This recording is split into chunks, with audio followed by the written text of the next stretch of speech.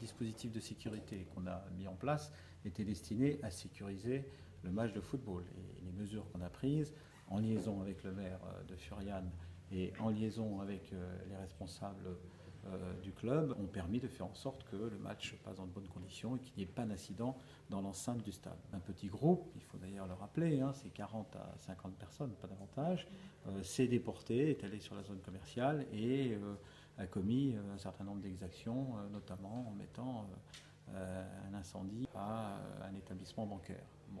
Ce qu'on a observé avec surprise, c'est que ces personnes avaient à la fois de l'essence, des battes de baseball et également des manches de pioche. Donc quand on est équipé de la sorte, on n'est plus un supporter, on est un casseur, et donc ces casseurs se sont comportés avec une grande violence, ce qui a conduit à l'intervention des forces de l'ordre que vous savez, et notamment ça a conduit à un certain nombre de blessés, puisqu'on a 19 policiers et gendarmes qui ont été blessés au cours des affrontements de samedi soir.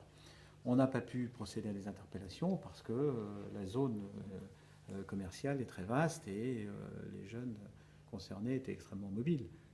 Et comme vous le savez en plus, les forces de l'ordre, quand elles interviennent, elles sont équipées, donc alourdies, elles n'ont pas la possibilité d'avoir la mobilité et l'agilité de ces casseurs.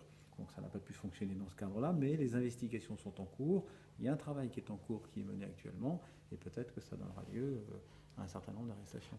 La première banque, la Société Générale, a brûlé très très vite parce que en fait, cette banque a été aspergée d'essence.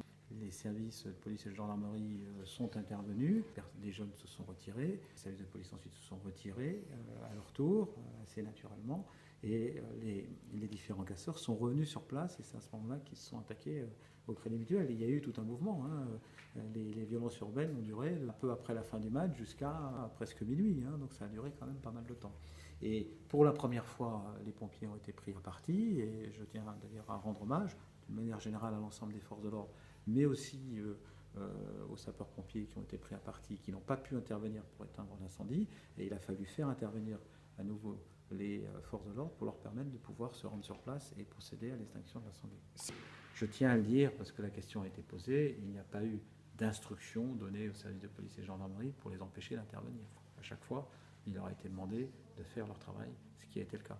Quand les forces de l'ordre sont intervenues dans un deuxième temps, après avoir sécurisé le départ des joueurs de l'équipe adverse, ils sont intervenus à plusieurs reprises, à 3 reprises, et à chaque fois, on a fait en sorte qu'il n'y ait pas de victimes et de dommages collatéraux. On avait mis en place un dispositif qui permettait de sécuriser donc le match de football et donc le stade, c'est ce qu'on a fait, et ça a plutôt marché.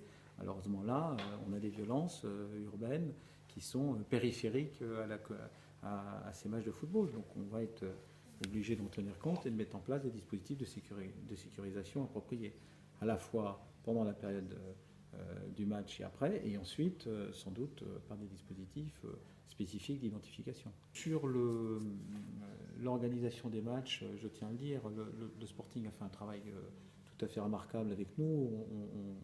On est vraiment sur la même longueur d'onde.